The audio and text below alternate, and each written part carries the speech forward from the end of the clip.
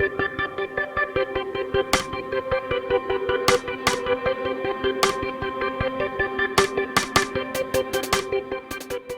on this episode of Squirrel Garage, as you can see, I got a shirt made. I have another one also as a test. I did this one first, did the second one. Still playing around with the ideas. You'll see me wear the other one a little bit later on in the video. Tell me which one you guys like in the comments below, and I'm gonna start making them and start getting them out. So if you want one, let me know which design you like better, and then I'll give you guys a price on how much shirts are and everything, and help support Squirrel Garage, and more E36 parts to get and everything. So let's move on. We got mail today. This one comes from RTD. We actually received, I believe this is our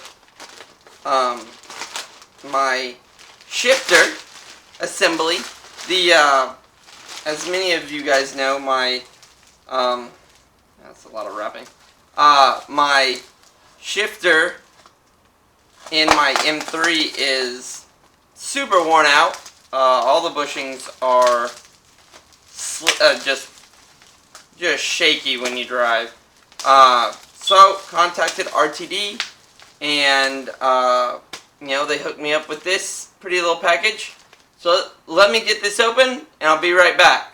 Last little bit of packaging, which was a ton of stuff, and boom, we have the RTD shift knob and shifter assembly. This thing is just astronomically perfect. I wanted the CAE kit hardware, but I just couldn't justify the $850+ so this is what I decided on. Fits in the stock location. This thing is like heavy freaking duty. If you guys can see this thing, it is like well built. Looks like 1/4 inch steel on the base. Gigantic, big old spring there. So this thing looks absolutely perfect. So this is going to be awesome. It's going to go in the M3. Not going to go in the silver, in the white one, because the white one already has a new shifter, new rod assembly, and it shifts pretty crisp right now. But the M3 definitely needed needed an upgrade. So this is going to be absolutely perfect. We'll put this in when we put our Guibo, our transmission mounts, and our motor mounts. So we'll do all that in one video. Well, I hope one video. Maybe 2 videos. Not sure. Probably 2 videos, because one video I won't be able to get it all done. So I'm excited for this and getting the M3 back to the point where I can drive it again. We did get our radiator cap in. Did get that in, so buttoning up the cooling system tomorrow on the M3, on the red one, and we'll be good on that. I'll walk you through the bleeding process and stuff like that. Also, on the white one, I actually have it jacked up outside. All the wheels are off. The wheels and tires on that, the contours, I'm actually going to swap with a guy here in town. He's got a set of D-Force wheels, so we're going to do a swap on those, so that one will have new wheels. Also, why it's on jack stands, I have the new Bilsteins, well, used, new to me, Bilsteins, to go on that one that I showed you in the last video. So we'll pull all the old suspension out, put the new stuff in, and we'll work on that. I'll show you. I'll have you guys come along with us to get the wheels, and we'll do the cooling system tomorrow. But on this video, it's all going to be like 5 minutes away, so see you guys in a little bit.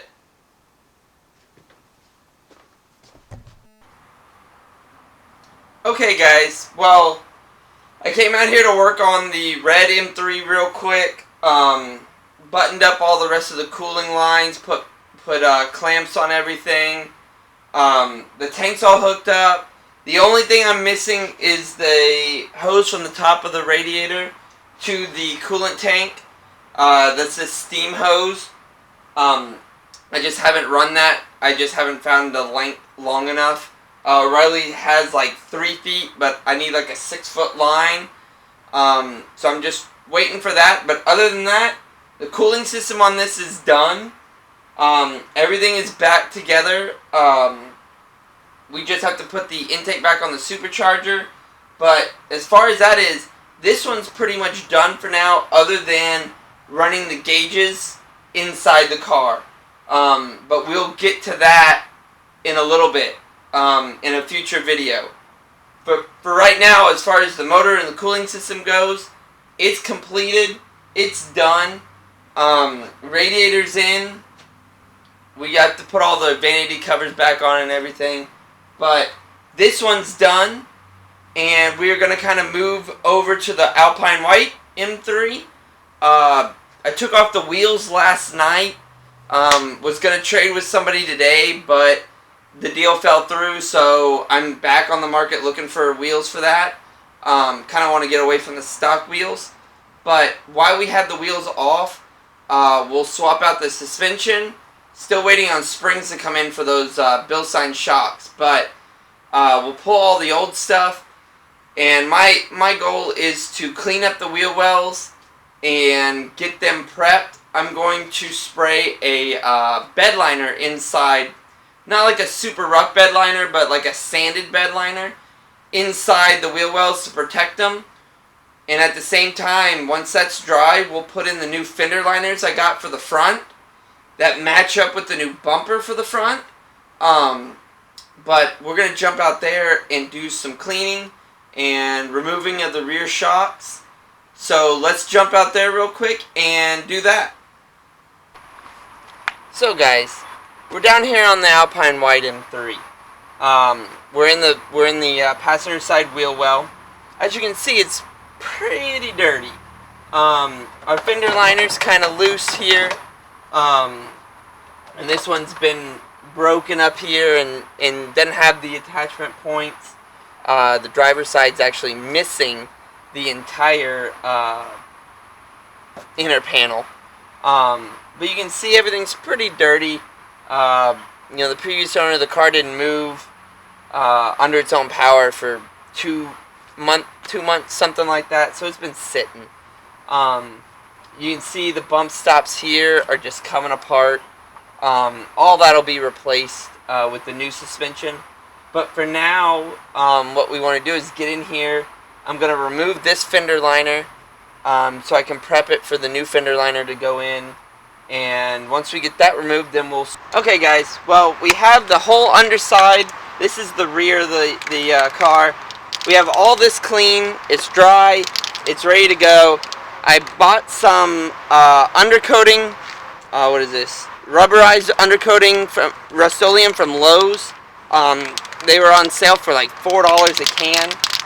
We'll give this a good shake, and then we'll coat the entire wheel well. Just spray some light coats on here and get it to look really good, and good coats. So let's get to it.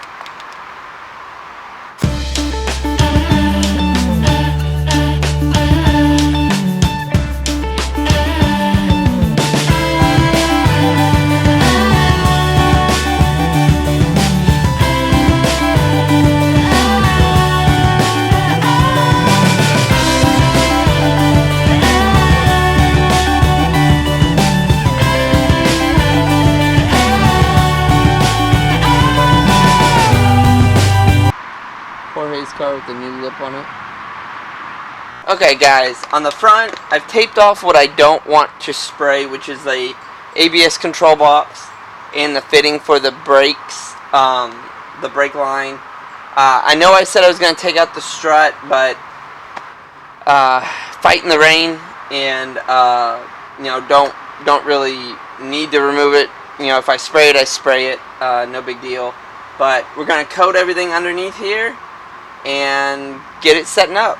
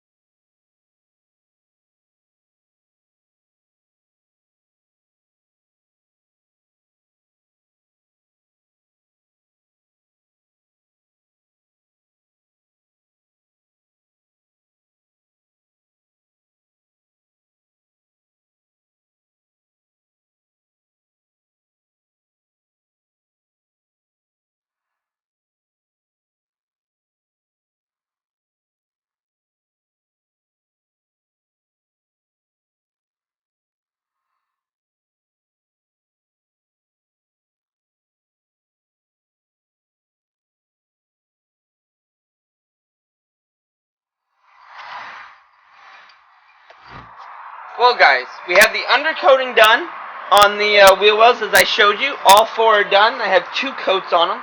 Everything looks fantastic. It's going to protect everything underneath. The compression check came back awesome as well. I think we had 170, 168, 165, 170, 170, and then again 180 on number 6. So, as far as compression goes, we are good. We're holding compression, no leaks, no anything, so we're perfect. So the only thing that we need to replace is the coolant pipe on the back side of the motor, which will involve taking off the intake manifold, fuel rail, etc. That'll be another video though. But as far as this motor is healthy. Good compression. Everything looks literally spot on for being a perfect motor. So, well, I'm going to put back in all the spark plugs. We'll get all those back in, get all the coil packs back on, and that side of the motor will be done. We'll jump over to the other side next video and remove the intake manifold and replace that pipe. But, as you saw, we put Jorge's lip bound today, and, what else did we do today? That's it. Oh, took off the little vinyl sticker on the side skirts. We took that crap off. Had to get rid of that stuff. But this one's coming along. I don't know if you can see, but I have the bumper off to do some repairs. And the bumper has some... Yeah, where are you going? Where are you going, camera? The bumper has some damage, so I'm going to be swapping it with the blue bumper I have and painting it the same exact way I painted the wing. So, I'll kind of highlight that process. Pretty much the same as the wing, just there's an adhesion promoter in between those 2 steps. But that bumper will go on, and that bumper actually has the air ducts for the new fender liners for the front. So next video we'll put all the fender liners in, get the bumper on, and start tackling the intake manifold removal and replacement of the coolant pipe. Hopefully by that time I also have the springs in for the new Bilsteins.